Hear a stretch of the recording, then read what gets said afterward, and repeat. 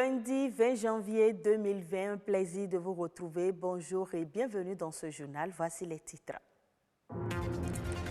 À Cotonou et environ, les prix des loyers ne sont pas harmonisés. Une disparité de prix que les locataires n'apprécient pas et qui a suscité l'interrogation de la rédaction.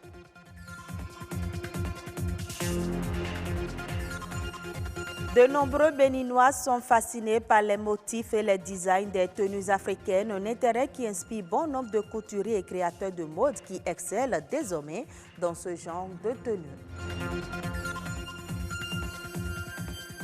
La noix de cola est un fruit dont la consommation aurait des vertus thérapeutiques sur la santé. Elle est cultivée dans les zones tropicales et serait très prisée.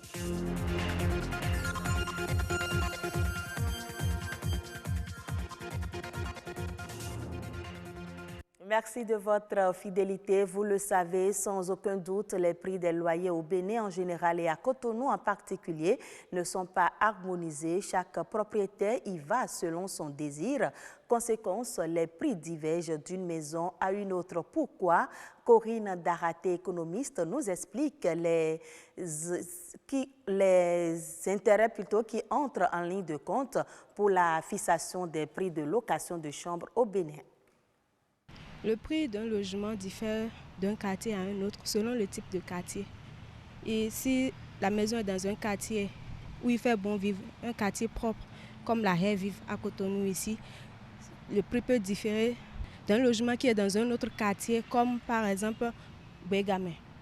Pour choisir un logement, on tient compte de son revenu. Donc en fonction de leur revenu, les ménages choisissent leur logement. Ils tiennent compte des facteurs environnementaux. Ils ont des caractéristiques propres à eux pour choisir leur logement. Parmi ces caractéristiques, on peut citer les facteurs environnementaux. Quand un quartier est pollué, le prix des logements est différent d'un quartier qui n'est pas pollué. Il y a des clients qui veulent des logements carrelés, qui regardent la toiture, qui tiennent compte de la disponibilité en eau courante, de la disponibilité électrique. Donc il y a plusieurs facteurs que les ménages regardent avant de faire leur choix de logement. Pour avoir un prix fixe pour les mêmes types de logements, il faudrait que l'État prenne une décision de définir une grille tarifaire des prix des logements et de veiller au respect de cette grille.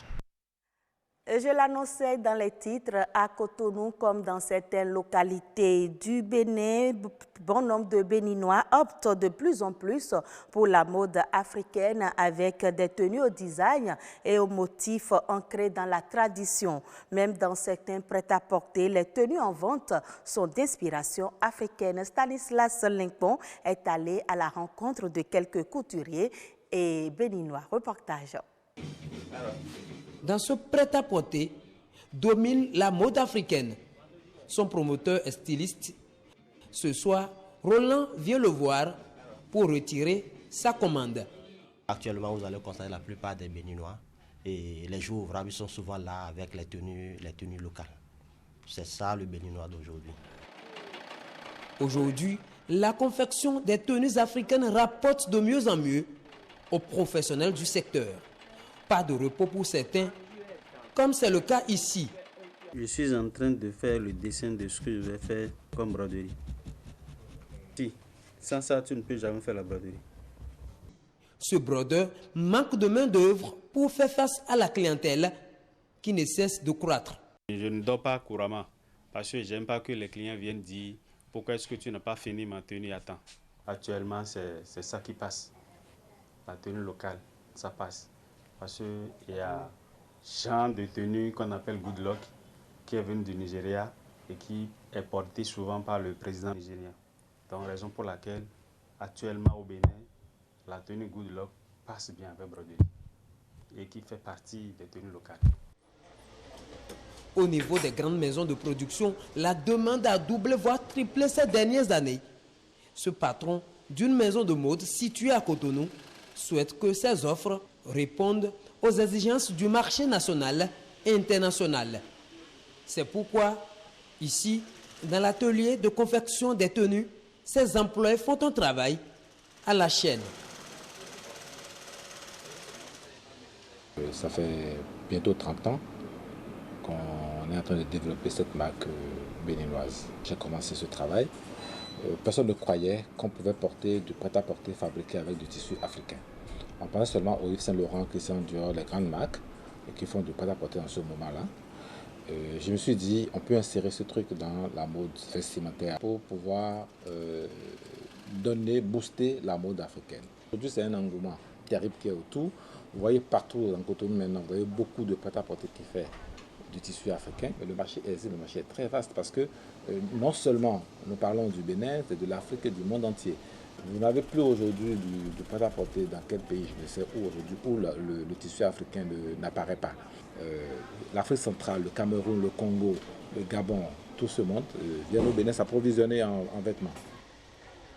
Le style vestimentaire africain s'ouvre au monde et le Bénin, qui rêve de devenir le carrefour de cette mode, travaille à satisfaire ce vaste marché. La noix de cola, un fruit très prisé pour ses bienfaits thérapeutiques. La cola, il en existe plus de 100 espèces en Afrique où le climat leur est favorable. Une équipe de notre rédaction s'est intéressée à l'importance de ce fruit. Suivez le reportage de Rodrigue Babagbeto. Ce 10 janvier, jour de célébration des religions endogènes à Ouidah, Jonas n'est pas sorti de sa maison pour la même raison que la foule dans la rue. L'occasion est propice pour de bonnes affaires. Il vend un fruit très prisé par les adeptes du vaudou, la noix de cola. Dans son panier, il en a de diverses sortes. Je vends le aroé et le golo. Chacun deux coûte 100 francs. Jonas est certain que son panier se videra avant la tombée de la nuit, bien qu'il ne connaisse pas l'importance de ces articles. Pourtant, loin d'être de simples fruits, les noix de cola ont un sens profond pour les adeptes des cultes vaudous. Les plus utilisés sont le petit cola, communément appelé aroé, la cola à 5 tranches, appelée vie, et le golo, appellation commune pour la cola à 2 ou 3 tranches.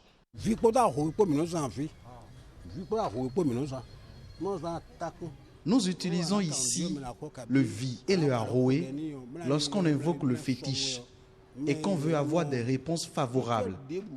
Quelle que soit la cérémonie à faire, ces noix de cola sont indispensables. Les adeptes du fétiche tronc utilisent plus le golo, qui est pour eux un symbole de puissance. La noix de cola, qui favoriserait la circulation du sang, serait un excellent tonifiant musculaire et on lui attribue également plusieurs autres propriétés thérapeutiques. Le aroé, par exemple, c'est un fruit laxatif. Si vous n'allez pas bien au sel et vous prenez, vous allez très bien au sel. Au cours des rituels, vous ne devez pas prendre du sel. Le prêtre de vaudou ne doit pas consommer du sel. Le aroé remplace la nourriture. Donc c'est ça qui le maintient toujours en forme. C'est ça qui maintient les prêtres de vaudou en forme. Au vie, c'est ça qu'on appelle cola à 4 quartiers. C'est aussi un fruit. Et ça joue des rôles dans l'organisme humain. Qu'elle soit rouge, petite ou à plusieurs tranches, la noix de cola est un puissant stimulant, essentiellement destiné à lutter contre la fatigue physique et intellectuelle. Cependant, ce fruit doit être utilisé avec précaution, puisqu'il tire ses propriétés, de la caféine. Et nous parlons toujours culture, mais cette fois-ci hors du Bénin. Quelles sont les musiques qui sont jouées sur les chaînes de radio au Cameroun? Barbara Padjama a baladé son micro auprès des animateurs radio pour comprendre pourquoi ils privilégient plus les musiques venues d'ailleurs dans leur playlist. À quand des quotas plus favorables aux artistes locaux? Reportage. Petite navigation sur les ondes pour localiser les couleurs du coin. En vain, pendant un moment. Par contre, sans chercher, on trouve des raretés venues d'ailleurs.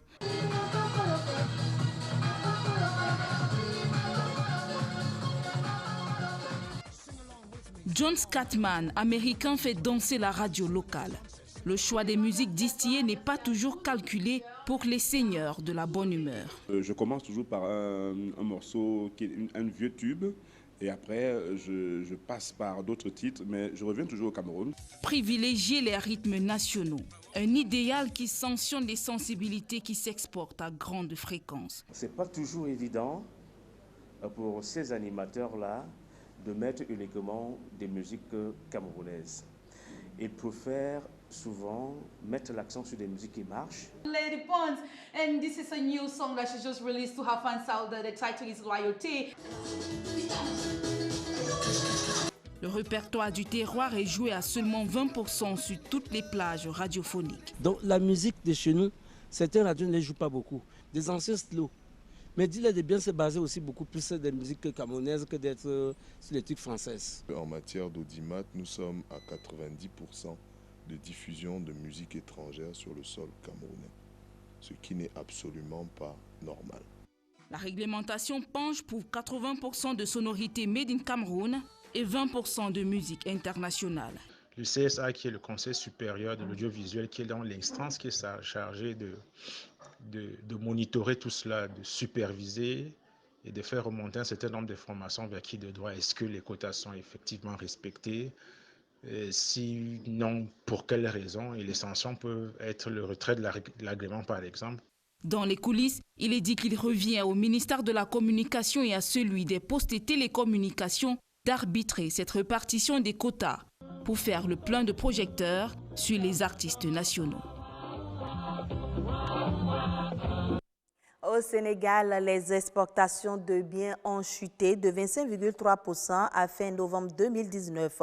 Ces exportations de biens se sont évaluées à 128 milliards de francs CFA. C'est ce qu'a annoncé la direction de la prévision et des études économiques au cours d'un point de presse tenu récemment. Selon cette source, cette contre-performance des exportations est attribuée aux produits alimentaires, l'acide phosphorique, au ciment, au titane et à l'or non monétaire. Concernant la baisse des exportations des produits alimentaires, elle a été favorisée par les produits halieutiques qui ont enregistré une baisse de 13,5 milliards de francs CFA. Et ce sera tout pour ce journal. Merci à vous de nous avoir suivis. Très bonne suite de nos programmes.